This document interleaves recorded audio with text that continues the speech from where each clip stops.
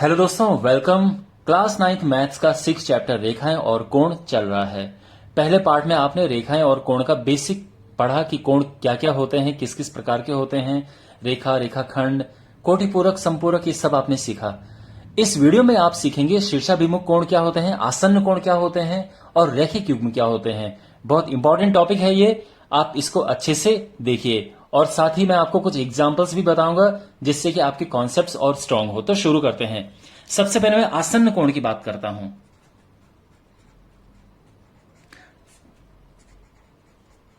आसन्न कोण यानी एडजेसेंट एंगल्स।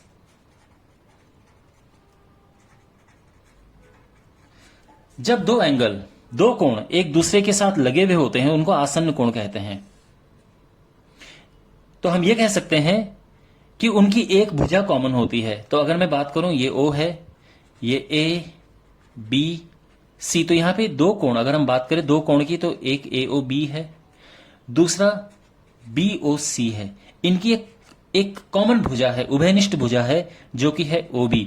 तो जब हमारे पास एक कॉमन भुजा होती है उसको हम कहते हैं आसन्न कोण। ये ऐसे भी हो सकता है, अगर हम कहें ये, तो ये कोण भी आसन्न कोण है क्योंकि ये कोण एक दूसरे से चिपके हुए हैं और इनकी एक उभयनिष्ठ एक भुजा है, इनकी एक कॉमन भुजा है।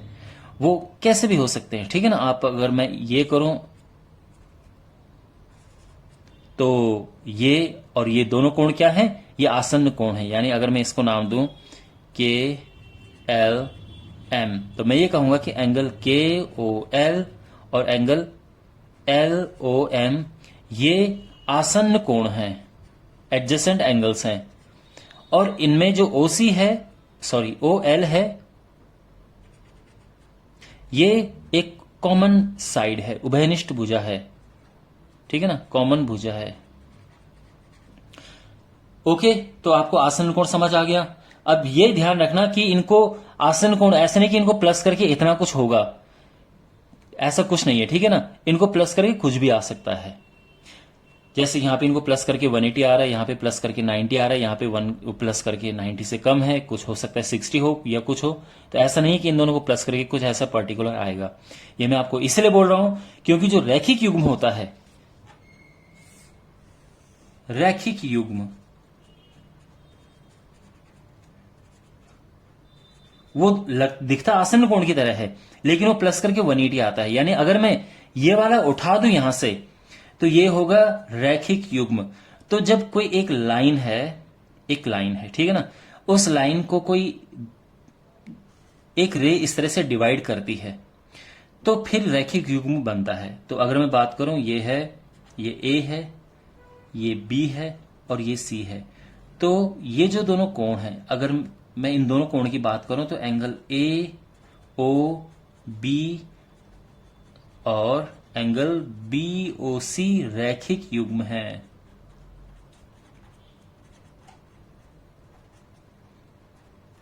और रैखिक युग्म को जब आप प्लस करेंगे, यानी इन दोनों को प्लस करेंगे, तो 180 डिग्री आता है।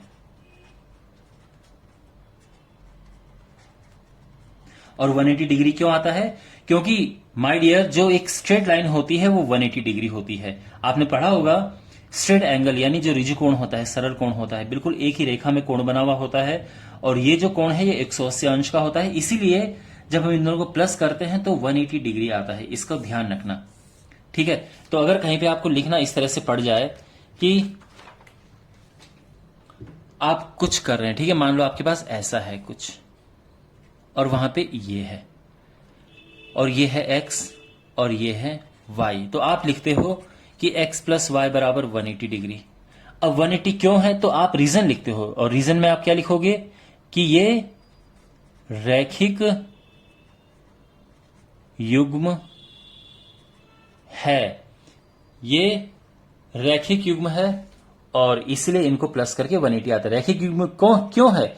क्योंकि एकदम स्ट्रेट लाइन में बन रहा है। ध्यान रखना, कुछ बच्चे गलती क्या करते हैं, वो देखते हैं ये और ये x है और ये y है, तो वो क्या लिख देते हैं कि भाई x प्लस वाई जो है वो 180 डिग्री है। ये गलत है, ऐसा कभी मत करना। ऐसे में कभी 180 डिग्री नहीं बनेगा। 180 के लिए एक स्ट्रेट लाइन का होना जरूरी है, जैसे ये है। अब ये 180 बनेगा। तो तो अगर आप इसको मान लो कि एंगल 1 नाम दे दिया या एंगल 2 नाम दे दिया, तो आप कह सकते हैं एंगल 1 प्लस एंगल 2 जो है वो 180 डिग्री है। समझ आ गया। और अब बात करते हैं शीर्षाभिमुख कोण की।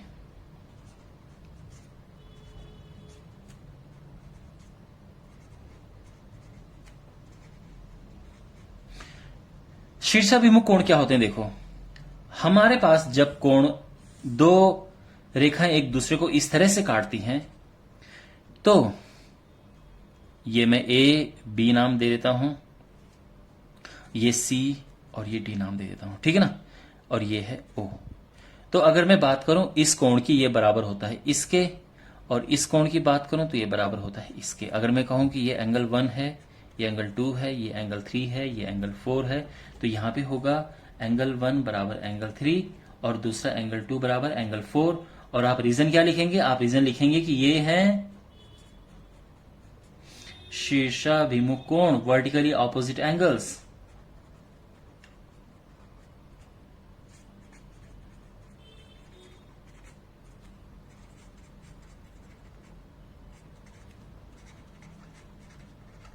अंडरस्टैंड? अच्छा, अब एक काम करते हैं, इसको प्रूव करते हैं कि ये जो वर्टिकली ऑपोजिट एंगल्स हैं शीर्षाभिमुख कोण, ये इक्वल होते क्यों हैं। देखो, इसके लिए हमारे पास रीजन था कि भाई जो एक स्ट्रेट लाइन है उसका एंगल 180 डिग्री होता है, इसीलिए इनको प्लस करके 180 आया। इसका रीजन हमारे, इसका क्या रीजन है कि ये इक्वल होते हैं? तो ये रीजन जो है, इसके लिए एक छोटा सा प्रूफ करते हैं, ठीक है ना। तो देखो, यहां पे ध्यान से देखो, हमें प्रूव करना है कि ये दोनों आपस में इक्वल हैं और ये दोनों आपस में इक्वल हैं।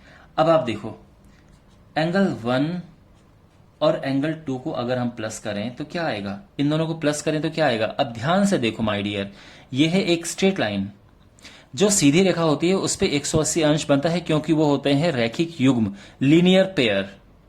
तो ये है 180 डिग्री और ये है रैखिक युग्म यानी लीनियर पेयर। ओके, मैं थोड़ा शॉर्ट में लिख रहा हूं। ओके, ये यही चीज है जो ये था, रैखिक युग्म। अगर मैं बात करूं 2 और 3 की, तो ये भी 180 है।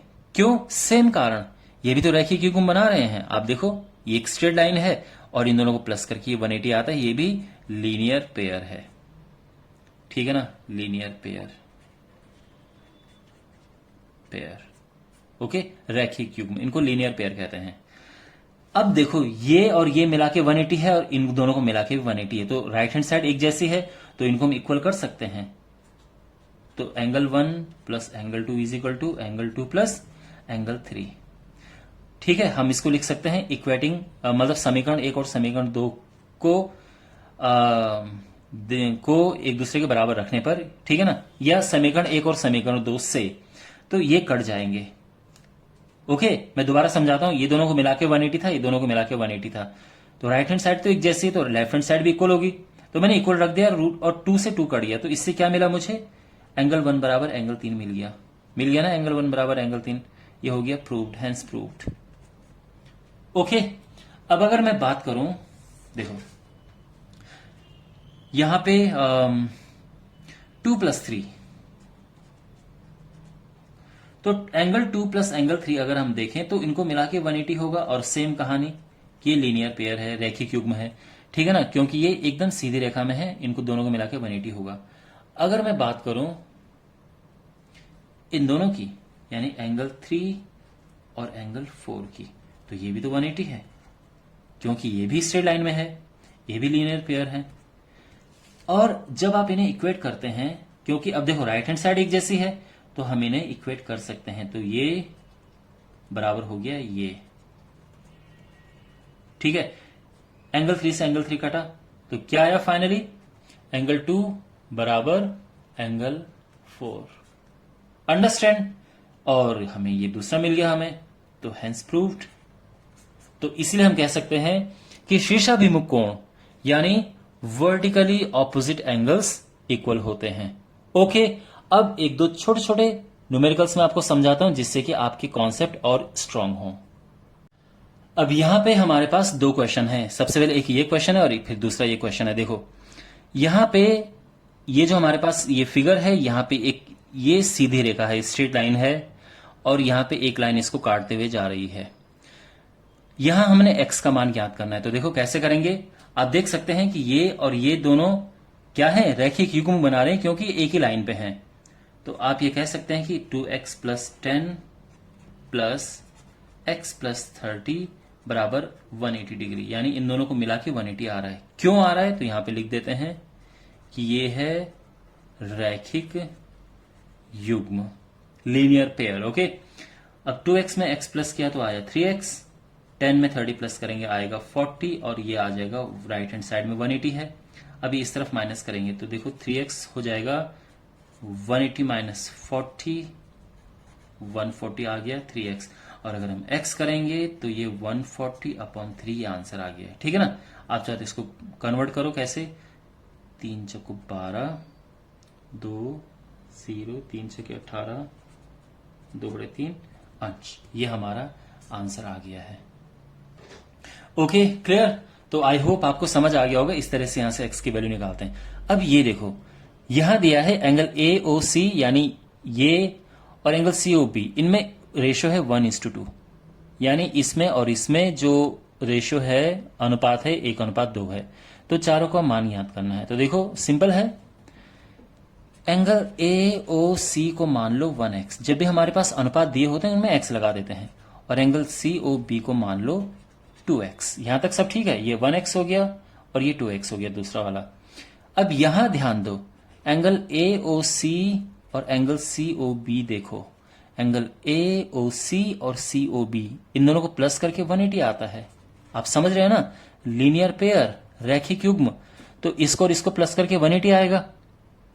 तो वेल, अब इसकी जगह पे 1x लिखते हैं और इसकी जगह पे 2x लिखते हैं, ये आ गया 180। इन दोनों को प्लस करके आएगा 3x, और जब 3 से डिवाइड करेंगे तो x आ जाएगा 60 डिग्री। यहां तक सब क्लियर है। x का मान आ गया हमारे पास, उससे क्या होगा कि AOC निकल जाएगा, क्योंकि 1x है तो यानी 1 इंटू ये सीधे 60 डिग्री आ गया। अब हमारे पास है एंगल COB, ये है 2x, तो 2x क्या होगा, 2 इंटू 60 यानी 120 डिग्री। यहां तक ठीक है। ओके, आप इसको अगर नहीं समझ आ रहा है तो दोबारा इस पार्ट को देखना। अब बात करते हैं कि BOD क्या है।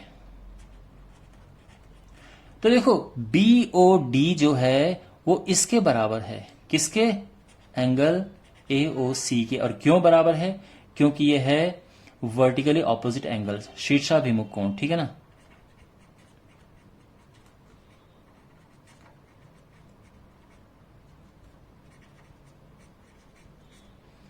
अब ये इक्वल है, तो अब ये जो AOC है ये 60 है तो ये भी 60 होगा, मतलब अगर ये 60 है तो ये भी 60 होगा।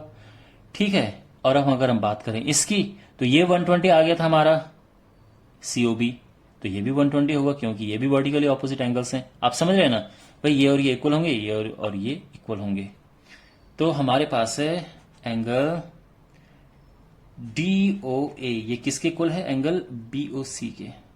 BOC लिखो या COB लिखो, बात एक ही है। और ये अगेन सेम रीजन आप लिखेंगे कि ये वर्टिकली ऑपोजिट एंगल्स हैं, यानी शीर्षाभिमुख कोण है। तो ये आ जाएगा 120 डिग्री। क्यों, क्योंकि ये 120 निकाल दिए थे हमने ये निकाल दिया था 120, तो ये भी 120 आ गया और ये हमारा आंसर आ गया। Okay, well my dear, I hope आपको ये वीडियो समझ आया होगा अच्छे से। कोई भी डाउट हो कमेंट बॉक्स में पूछना, और अगले पार्ट में कुछ और कॉन्सेप्ट्स आपको समझाए जाएंगे, तो वो वीडियो भी जरूर देखना। तो मिलते हैं अगले वीडियो में, टेक केयर।